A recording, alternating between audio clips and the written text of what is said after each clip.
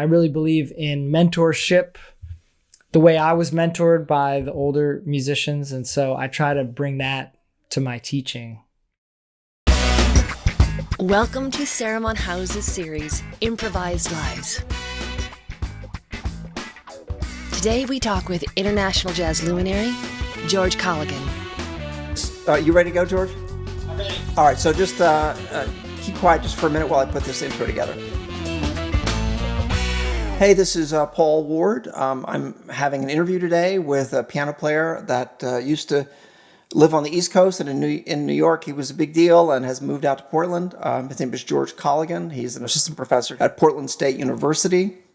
A number of musicians that I've worked with in town have taken classes from him, and I've known his reputation for a long time because when I worked on the East Coast, he was one of the first call guys, and so it's really a great privilege to be here in Portland and have a chance to listen to him play. He's a fantastic player with a very interesting background. He has a new CD out, which I am here to talk about, part of a live tour that he did that was recorded in Ireland. George is going to tell us all about that.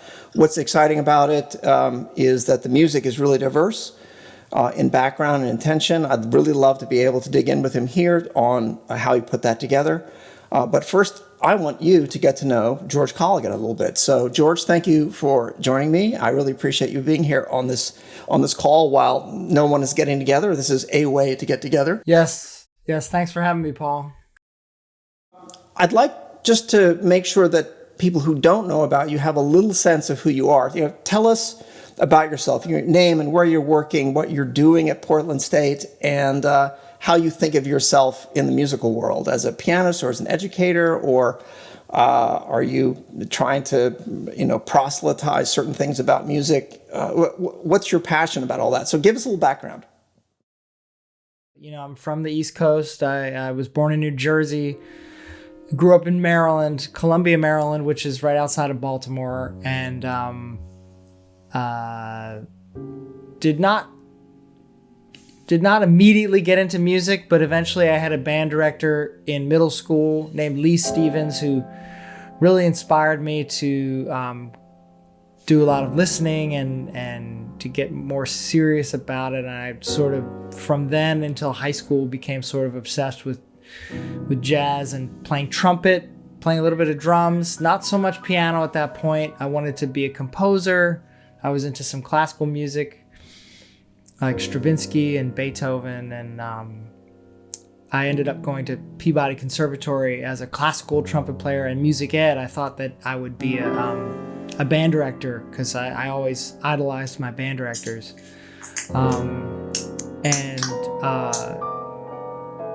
I went, so I was at Peabody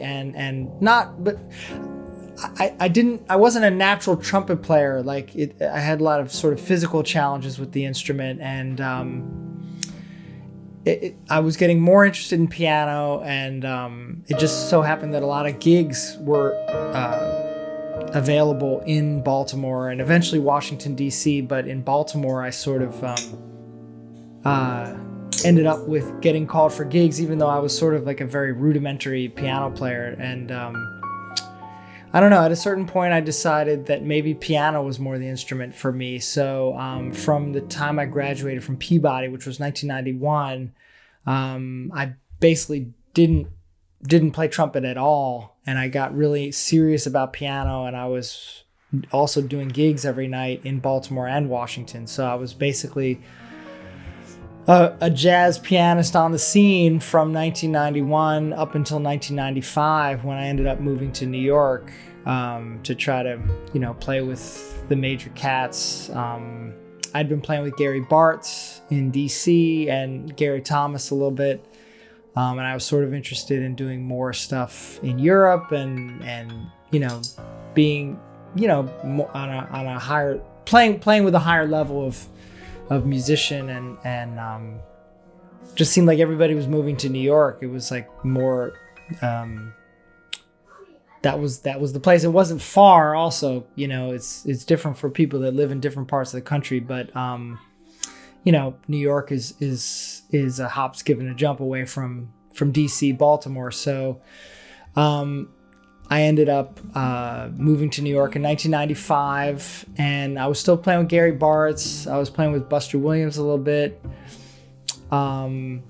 Then eventually I was playing with Vanessa Rubin. And anyway, to make a long story short, my side person career sort of snowballed for a number of years.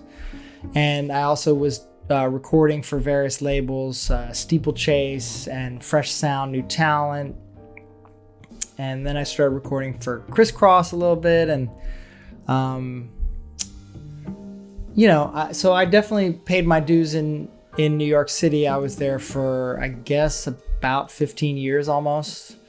At a certain point, I decided that maybe as a lifestyle,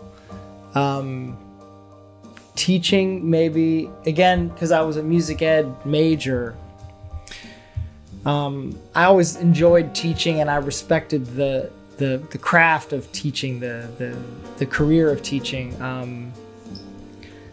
So I sort of saw that as maybe more of what I was meant to do, and I ended up going back to school. I went to Queens College in 2007 to get my master's degree, and started looking for teaching work. And the first job that came up was in Winnipeg, University of Manitoba. So I taught there for 2 years. We were sort of back and forth between New York and Winnipeg for about 2 years. And then I eventually won the job here in Portland at Portland State. And so I've been here since 2011. And but also is ironic because when I got the job in Winnipeg, that's when I first started playing with Jack DeJohnette. And so I played with him off and on for, I guess, about 6 or 7 years. And, that was a great experience. My life has been, for the past 10 years or more, primarily being a full-time university professor, but also trying to maintain my connection with the New York scene and the international scene, and trying to keep my own music going. And, I still have a strong belief in jazz music, and I really believe in mentorship, the way I was mentored by the older musicians, and so I try to bring that to my teaching. A couple of things jumped out at me. One is working with DeJohnette, and I know that you're a drummer too, right? Piano player, trumpet, you've mentioned that, but I'd like to get your sense for, first, what's it like working with Jack? He's a multi-instrumentalist as well. Stay tuned for more of George Colligan, talking about his new CD and how understanding other instruments deepens the improviser's art.